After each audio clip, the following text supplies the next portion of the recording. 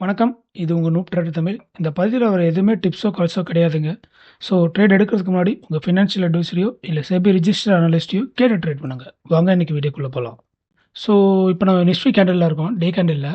இங்க பார்த்தீங்கன்னா தெரியும். ஓப்பன் என்னவோ நல்லா ஹைல தான் ஓப்பனு. பட் அங்கேருந்து மார்க்கெட் விழுந்துட்டு தான் இருக்கு. ஸ்டேபிள் இன்னும் ஆகல. இன்னும் சொல்லப்போனா நேத்தோட ஹைய வந்து டச் பண்ணிட்டு லைட்டா மேலே ஏறியிருக்கான். 1 ஹவர் கேண்டில்ல பார்ப்போம். ஸோ 1 ஹவர் கேண்டில்ல பார்த்தீங்கன்னா தெளிவா புரியும். நிஃப்டி வந்து ஓப்பன் ஆனது என்னமோ ஹை நல்லா மேலே ஓப்பன் ஆகிட்டு அங்கேருந்து கீழே தான் சொல்லப்போனால் இது வந்து 1 ஹவருக்கான க்ளோசிங் கிளாஸ் வச்சுதுன்னா ஒரு அட்லீஸ்ட் ஒரு சின்ன பை ட்ரெண்ட் இருக்கிறதுக்கான வாய்ப்புகள் இருக்குது. ஆனால் அதுக்கான வாய்ப்புகள் இல்லாத மாதிரி தான் இப்போ நடந்துகிட்டு இருக்கு. 1 ஹவர் கேண்டலில் பார்த்தீங்கன்னா ரொம்ப மோசமாக போயிட்டுருக்கு. ஆல்மோஸ்ட் இப்போ இருக்க நிலைமையை பார்த்தா திருப்பி இதை ரீட்ரெஸ் பண்ணுவான்னு தான் தோணுது. 23,270 ரீட்ரெஸ் பண்ணுவான்னு எதிர்பார்க்குறேன். ரீட்ரெஸ் பண்ணிவிட்டு இப்படி போனால் கூட நல்லது தான். சப்போஸ் இதை உடைச்சோன்னா ட்ரெண்டு ரொம்ப வீக் ஆகிடும். பட் இப்போதைக்கு ட்ரெண்டு வீக்காக தான் இருக்குது. அதில் மாற்று கருத்து இல்லை. இதை உடச்சி மேலே போனால் மேபி திருப்பி ஒரு 23,700 அதாவது ஒரு வீக் டேர்மில் கண்டிப்பாக போகிறதுக்கான வாய்ப்புகள் இருக்குது. பட் இப்போதைக்கு எதுவுமே சொல்ல முடியாது. மார்க்கெட் ஒரு இந்த ஆடுகளத்தில் ஒரு கோழி மாதிரி தொடாயத்தில் நின்றுருக்கு. ஸோ என்னை பொறுத்த வரைக்கும் அடுத்த இன்னும் ஒரு நாள் இருக்குது. மேபி இதுக்குள்ளாரே முடிச்சிருவாங்கன்னு தான் எதிர்பார்க்குறேன். இந்த ஒரு 100 பாயிண்ட் 200 பாயிண்டில் பொறுத்துங்க பார்ப்போம் என்ன நடக்குதுன்னு. பேங்க் நிஃப்டி எப்படி ட்ரேட் ஆகிட்டு இருக்குங்கிறத பார்ப்போம். ஸோ பேங்க் நிஃப்டி நான் இங்கேருந்து திருப்பி இறங்குவான்னு எதிர்பார்த்தேன். பட் நீ என்ன நான் சொல்கிறது அப்படிங்கிற மாதிரி திரும்பி மேலே போய்கிட்டு இருக்கான். ரொம்ப வீக்காக இருந்தேன் பேங்க் நிஃப்டி. திடீர்னு ஒரு சின்ன ஒரு பாசிட்டிவ் காட்டுறான். நல்லா இருக்கு. உண்மையாகவே பேங்க் நிஃப்டி நல்லா பவுன்ஸ் பேக் ஆகிக்கிட்டு இருக்கு. டே கண்டில் பார்க்கும்போது ரொம்ப நல்ல புல்லிஷாக இருக்குது. ஸோ எந்த விதமான ரீட்ரேஸ் பக்கத்தில் இப்போதைக்கு இல்லை. கரண்ட்டாக மேபி 49,700ன்றது ஒரு நல்ல ரெசிஸ்டன்ஸாக இருக்கிறதுக்கான வாய்ப்புகள் இருக்குது. பட் அவ்வளோ தூரம் மார்க்கெட் போகுமா இன்னைக்குள்ளங்கிறது டவுட்டு தான். ஸோ இந்த மார்க்கெட்டுக்கான பாசிட்டிவ் காரணமே அடுத்த நியூஸ் அடுத்த சைடில் பார்ப்போம். அண்ட் மறக்காதீங்க, நிஃப்டி இன்னமும் 200 டேஸ் மூவிங் ஆவரேஜை கீழே தான் ட்ரேட் ஆகிட்டு இருக்கு. ஸோ ரொம்ப காஷியஸாக தான் ட்ரேட் பண்ணணும் அண்ட் பை பண்ணணும். ரொம்ப லார்ஜ் குவான்டிட்டி பை பண்ணுறது கொஞ்சம் தவிர்க்கலாம் நான் நினைக்கிறேன். ஸோ நேற்று யூஎஸ் மார்க்கெட்லாம் பார்த்தீங்கன்னா பயங்கர பாசிட்டிவ். காரணம் இந்த ஒரு நியூஸ் தான். யூஎஸ் இன்ஃப்ளேஷன் நல்லா வந்திருக்குன்னு, அதாவது அதிகமாக வந்திருக்கு. இப்போ நம்ம ஊரில் இன்ஃப்ளேஷன் அதிகமாகுன்னு இங்கே சண்டை போடுறாங்க நம்மளோட பார்லிமெண்ட்டில். பட் அங்கே என்னென்னா இப்போ ஏன் இது வந்து மார்க்கெட்டுக்கு ரொம்ப யூஸ்ஃபுல்லானதுன்னா, அப்போ தான் ஃபெட்டு வந்து ரேட் கட் பண்ணுவாங்க. ஸோ எஃப்ஓஎம்சி மீட்டிங் அப்போ ஃபெட் ரேட் கட் பண்ணுவாங்கன்னு எதிர்பார்த்துக்கிட்டு இருக்காங்க. ஏன்னா இன்ஃப்ளேஷன் வந்து கொஞ்சம் ஹையாக இருக்குது. எதிர்பார்த்ததோட கொஞ்சம் அதிகமாக வந்திருக்கு. ஸோ அப்படிங்கும்போது இன்ஃப்ளேஷன் அதிகமாக இருக்குன்ற பட்சத்தில் ரேட் கட் பண்ணுறதுக்கான வாய்ப்புகள் அதிகமாக இருக்குது. நம்ம நெப்போலியன் சாரோட ஒரு ஃபேமஸான ஒரு பாட்டு ஒன்று இருக்குது. எத்தனை பேர் ஞாபகம் இருக்குது? கொட்டாப்பா கொழுந்து தலையும் போட்டா வாய் சேவக்கும். அந்த மாதிரி இன்னைக்கு முக்கியமான ரிசல்ட்ஸ் இருக்குது. யாருதுன்னா ரிலையன்ஸு, இன்ஃபோசிஸ், ஆக்சிஸ். இது மூணுமே ஆஃப்டர் மார்க்கெட் ஹவரில் வரதுக்கான வாய்ப்புகள் தான் ரொம்ப அதிகம். இவங்க 3 பேர் ரிசல்ட் பேஸ் பண்ணி தான் நாளைக்கு மார்க்கெட்டே இருக்குது. சப்போஸ் சொதப்புனாங்க இந்த 3 பேர் ரிசல்ட்னால நம்ம மார்க்கெட் எப்படி வாய்ஸ் ஆகுமோ அந்த மாதிரி நம்மளோட போர்ட்ஃபோலியோ வந்துடும். ஸோ ஈவினிங் இதை ரிசல்ட்ஸோடு பார்ப்போம் எப்படி இருக்குன்னு. எனக்கு ரொம்ப எக்ஸைட்டடாக இருக்குது இன்னைக்கு நைட்டு எப்படி ரிசல்ட்ஸ்லாம் வரும்னு பார்க்குறதுக்கு. மார்க்கெட் என்ன எக்ஸ்பெக்ட் பண்ணுறாங்கன்னா, ரிலையன்ஸ் வந்து ஒரு 3% வந்து பாசிட்டிவ் இருக்கிறதுக்கான வாய்ப்புகள் இருக்குன்றாங்க இயர் ஆன் இயர். இன்ஃபோசிஸ் வந்து ரொம்ப மியூட்டடாக இருக்குன்னு எதிர்பார்க்குறாங்க. ஆக்சிஸ் பேங்க் கிட்ட எதிர்பார்க்குறது என்னென்னா என்பிஏ வந்து ரொம்ப அதிகமாக இருக்காதுன்ற மாதிரி எதிர்பார்த்துட்டு இருக்காங்க.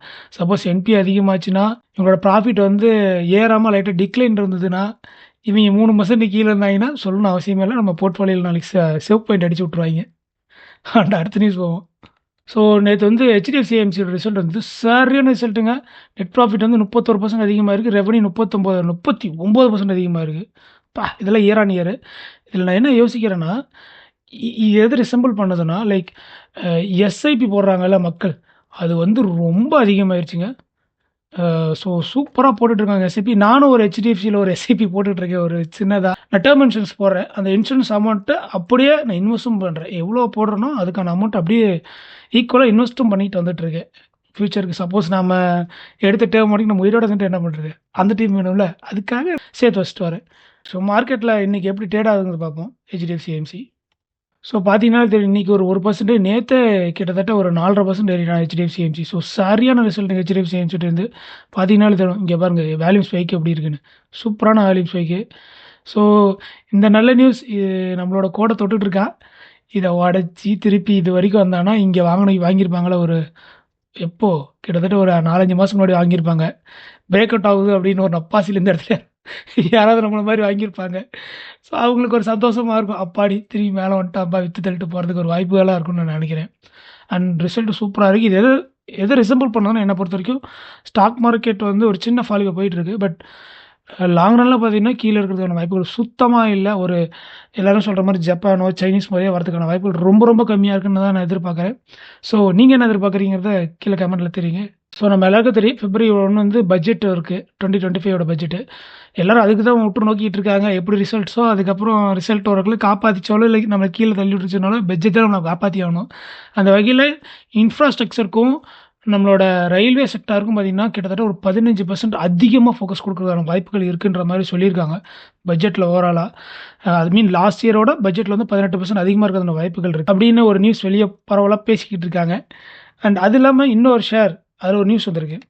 அது வேற இல்ல நம்ம ஆர்விஎன்எல் தான். ஆர்விஎன்எல் என்னன்னா, அவங்களுக்கு வந்து பிஎஸ்என்எல்ட்ட இருந்து ஒரு ஆர்டர் வந்திருக்கு. 3622 கோடிக்கு. இந்த ப்ராஜெக்ட்னால இன்னைக்கு 2 விஷயம் வந்திருக்கு ஆர்விஎன்எலுக்கு. ஒண்ணு வந்து பட்ஜெட்ல நல்லா வரதுக்கான வாய்ப்புகள் இருக்கு. வந்தே பாரத் இன்னும் நெறைய விட போறாங்க. ஸோ ஆல்ரெடி 160 இருக்குன்னு நெனைக்கிறேன். ஸோ இன்னும் கொஞ்சம் 900 தான் அவங்க டார்கெட்டு. 900 சீக்கிரமா போயிரும்னு நானும் எதிர்பார்க்குறேன்.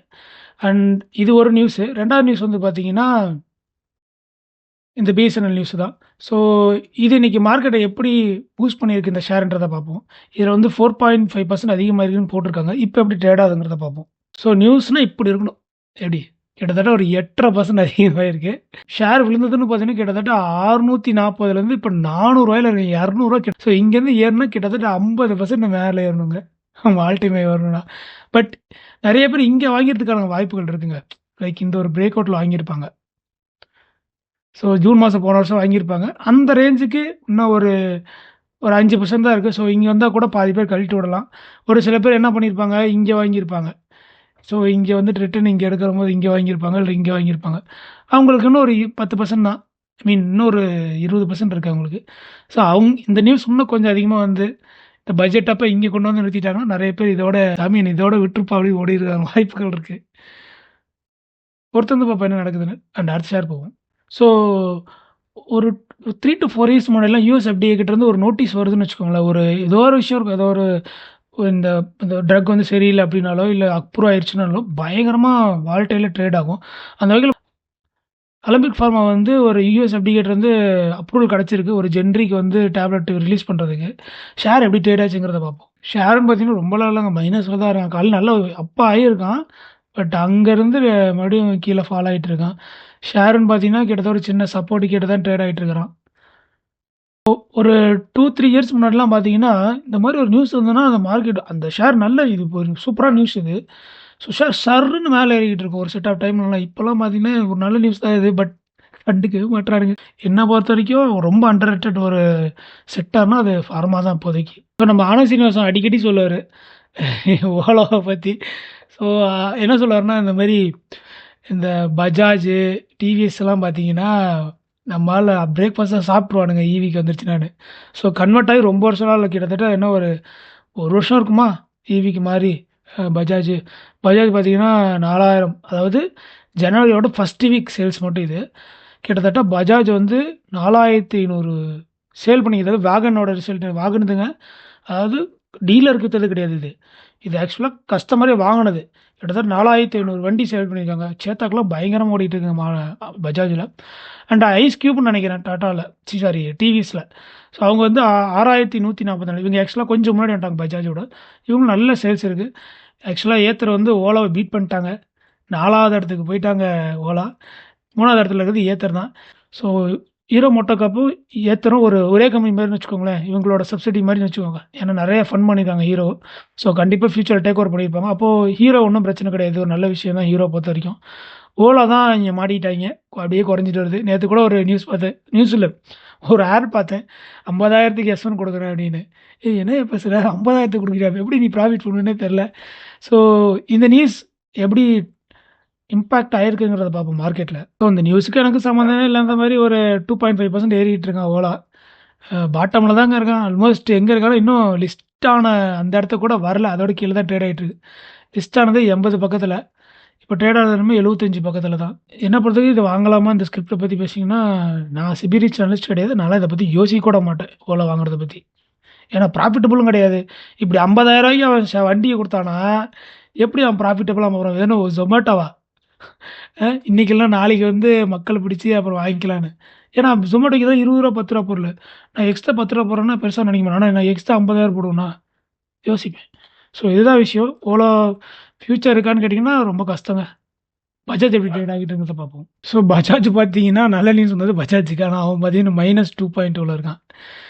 ஸோ ஆனா பஜாஜ் நல்ல ஒரு சப்போர்ட்ல தாங்க ட்ரேட் ஆகிட்டு இருக்கான். ரீசென்ட் டே சப்போர்ட்ல தான் ட்ரேட் ஆகிட்டு இருக்கா அப்படி. கிட்டத்தட்ட ஒரு 8,500 அண்ட் ஷேருன்னு பார்த்தீங்கன்னா, ஏன் விழுந்துட்டு இருக்குன்னா, ஒரு சின்ன ப்ராஃபிட் புக்கிங் தான். ஏறுனதுன்னு பார்த்தீங்கன்னா தெரியும். வீக்லி கேண்டில்ல காட்டுறேன். ஒரு இவ்ளோ பெரிய ஷேர் பஜாஜ் ஆட்டோ வீக்லி கேண்டில்ல பார்த்தா தெரியும். பயங்கரமான ரன் அப்புங்க. ஸோ கிட்டத்தட்ட பார்த்தீங்கன்னா, 4,500லேருந்து உடைச்சவன் தான். அங்கருந்து அப்படியே ஏறி, ஏறி, ஏறி, ஏறி கிட்டத்தட்ட ரூ. 12,000 போயிட்டாங்க. 3 மடங்கு அதிகமாயிருக்கு. எத்தன வருஷத்துல? கிட்டத்தட்ட 3 வருஷத்துல. 3 வருஷம் கூட இல்ல. ஆமா. 22, 23, 24 கிட்டத்தட்ட 3 வருஷத்துல 3 மடங்கு அதிகமாயிருக்கு பஜாஜ் ஆட்டோவோட ரேட். ஸோ, அதனால சின்னதா ப்ராஃபிட் புக்கிங் வந்துட்டுருக்கு இப்போதைக்கு. ஒரு 8,500 ட்ரேட் ஆகுது. நல்ல ஒரு வேல்யூஷன்ல ட்ரேட் ஆகுதுன்னு கேட்டீங்கன்னா, கொஞ்சம் காஸ்ட்லியா இருக்கு. பட் இன்னைக்கு பொறுத்தவரையிலும் பார்த்தீங்கன்னா, பஜாஜ் ஆட்டோ லைட்டா டவுன்ல தாங்க போயிட்டுருக்கு. ஸோ, ஹோப் இந்த வீடியோ உங்களுக்கு புடிச்சிருக்கும்னு நான் நம்புறேன். புடிச்சிருந்தா லைக் அண்ட் சப்ஸ்கிரைப் பண்ணுங்க. மீண்டும் இன்னொரு வீடியோல சந்திப்போம். நன்றி மக்களே!